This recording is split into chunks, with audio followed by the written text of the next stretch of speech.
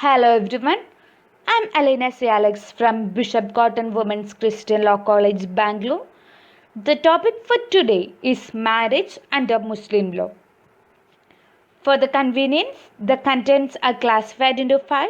They are introduction, definitions for the marriage, the customs which were existed in the pre-Islamic time, the essentials to be followed for a valid marriage, and the classification of marriage based on its validity. Now we can go through the introduction. Muslims in India are governed by Muslim Personal Law, that is Shariat Act 1937.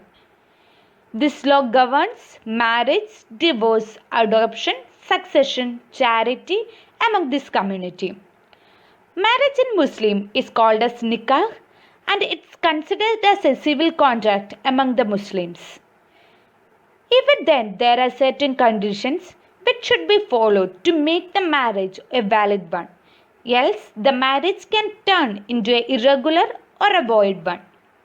We can look into certain definitions for the marriage. According to Haidia, nikah in its primitive sense means carnal conjunction. Some have said that it signifies conjunction generally.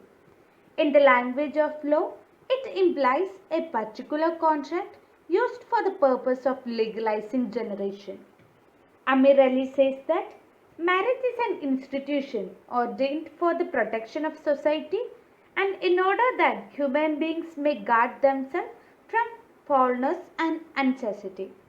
According to Justice Mahmood, marriage among Mohammedans is not a sacrament but purely a civil contract. Emir Jung says, marriage, though essentially a contract, is also a devotional act.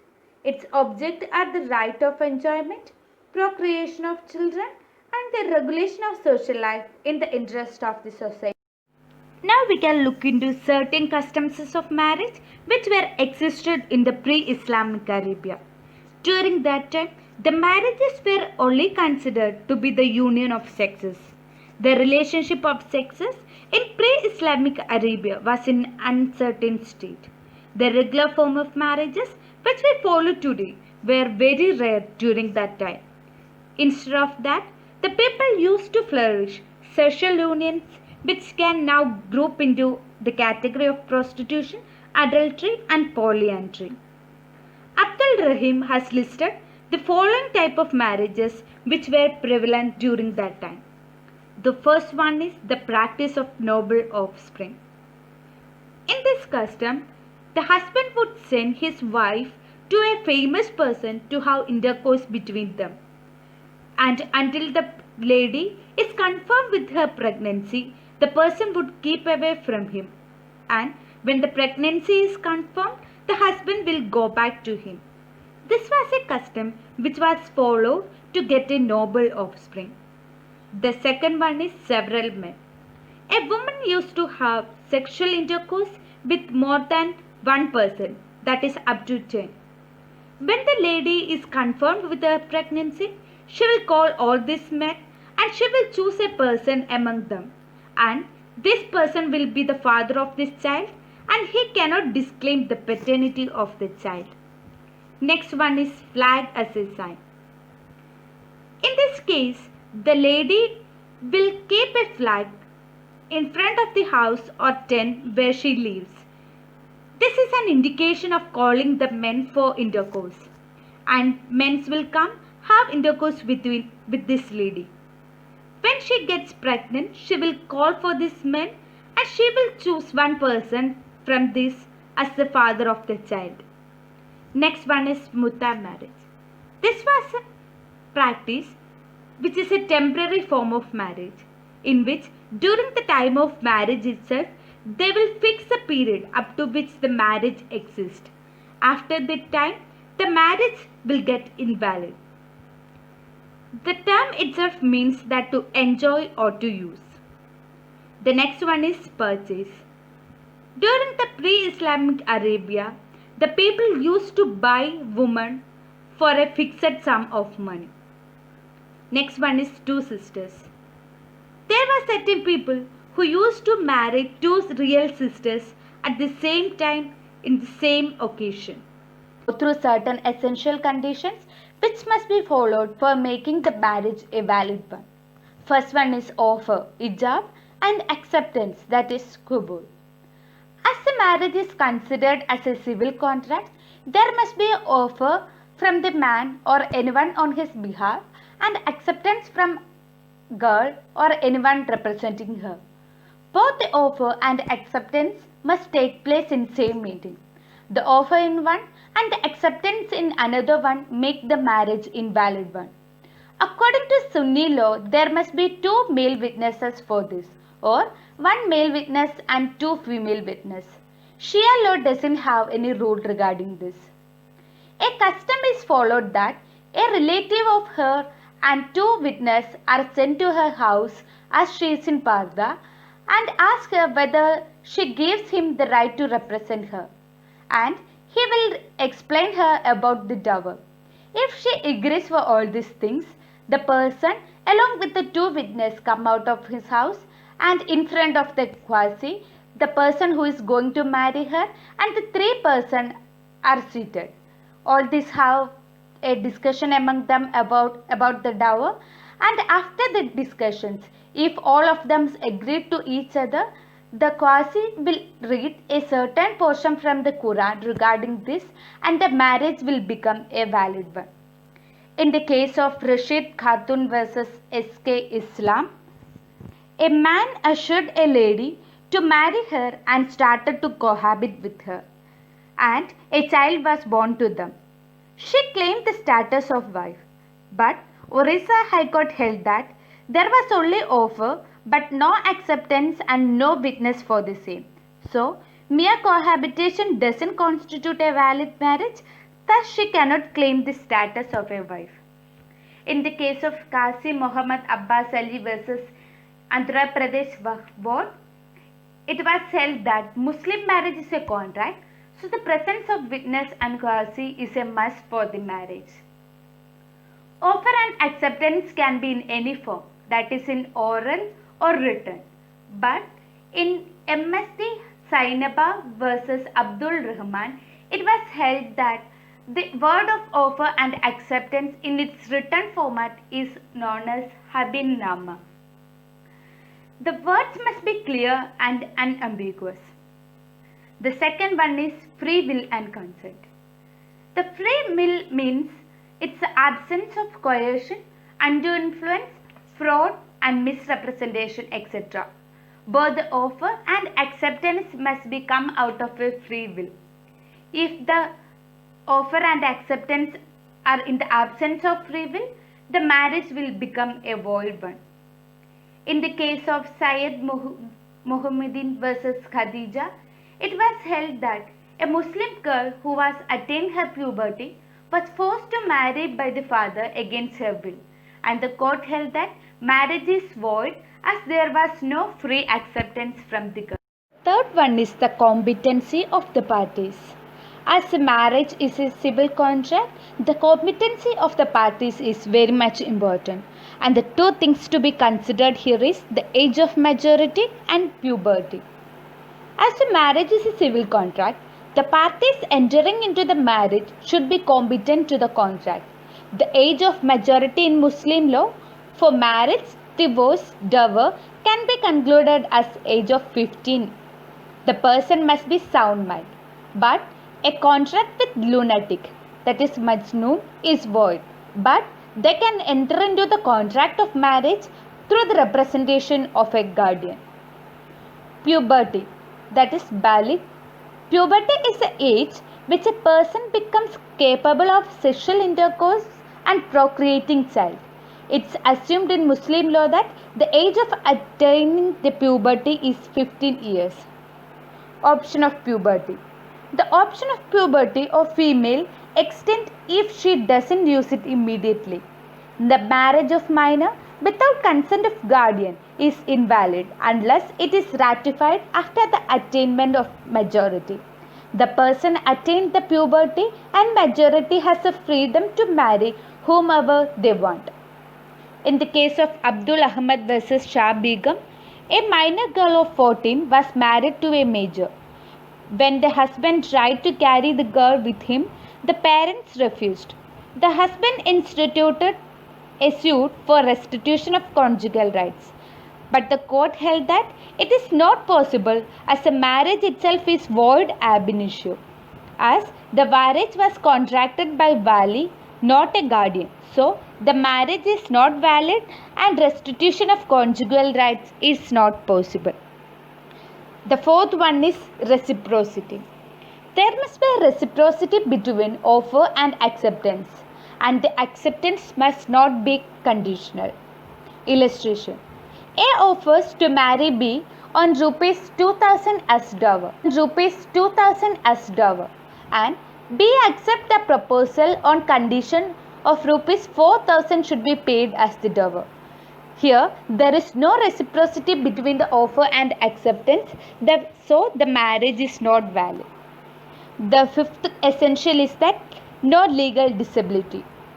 The marriage between legally disabled person will make the marriage invalid one. A person cannot marry with a person who is not permitted by law. The kinds of legal disability will be explained later. Now we can go through what are the legal disabilities existing between the marriage. Legal disability means certain disabilities under which the marriage is not permitted. The marriage under these circumstances makes it void or irregular ones. A person cannot marry another person between whom these legal impediments are existing. The first one is absolute incapacity or prohibition. The absolute incapacity of the marriage arising through marriage is void, and child born out of this will be called as an illegitimate one. The absolute incapacities are three types. First one is consanguinity, that is kurabat. It means that marrying between the blood relation, that is a man marrying his mother or grandmother, his daughter or granddaughter, his sister whether full or consanguine or uterine, his niece or great niece, his aunt or great aunt. These are consanguinity. The second one is affinity, that is musharat. Here, a man is prohibited to marry his wife's mother or grandmother, wife's daughter or granddaughter, wife of father or paternal grandfather, wife of son or son's son or daughter's son. Marriage with wife's daughter or granddaughter prohibited only under marriage is consummated. Third one is fosterage. A child under 2 years suckled by a woman other than his mother, then the woman becomes the fosterage mother, and he cannot marry the fosterage mother, her daughter, fosterage sister, etc. The second one is relative incapacity. This is the situation in which the incapacity exists as long as the cause of incapacity is existing. On the moment when that incapacity is removed, the marriage will become a valid one. For example, a man is prohibited to marry more than 4 in Muslim law. A marriage of fifth one is invalid until one among them dies or got divorced. If that happens, the marriage, that is the fifth marriage, will become a valid one. The first one among them is unlawful conjunction. It means it's a marrying 2 women who are related by consanguinity, affinity, fosterage. So, if any one of them dies or divorced, until then the marriage is irregular or removal of the marriage becomes valid. Cases Asisu Nisa versus Karimu Nisa. In this case, it was held that the marriage of a man with his wife's sister being first wife undivorced is void. The second one is polygamy, that is fifth marriage. According to Muslim law, the man can marry up to 4. Any marriage more than 4, that is 5, is irregular but not void. On the death or divorce of any one of them makes the marriage valid. But in Shia law, marriage with fifth wife is void.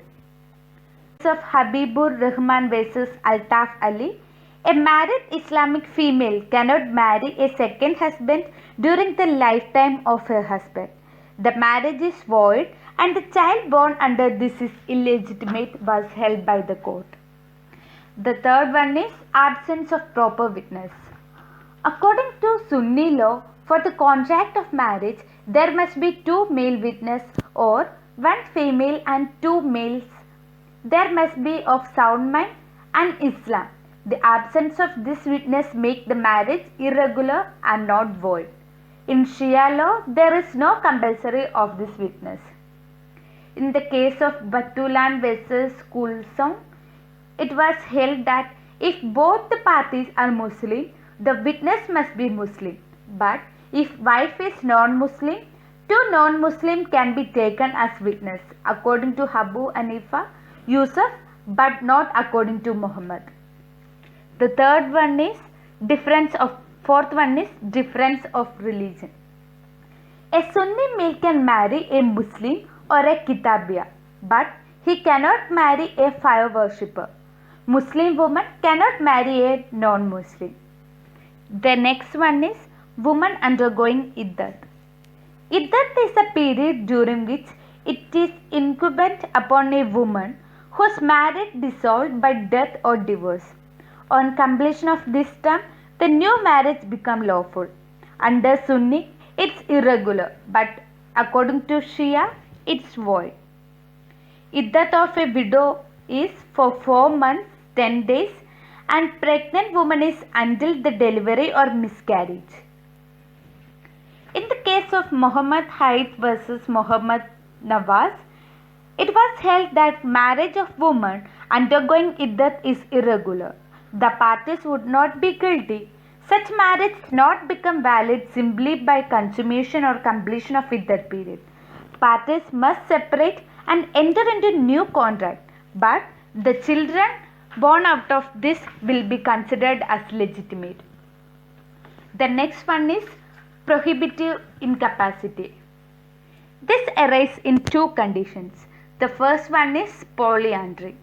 This is a condition where a woman has more than one husband, and this is punishable under 494 of IPC. The second one is Muslim woman marrying non-Muslim. A Muslim woman marrying a non-Muslim is irregular under Sunni and it's void under Shia. The next one is directory incapacity. Marrying a woman in sight. It's unlawful to marry a woman already pregnant by a former husband. The second one is marrying during pilgrimage.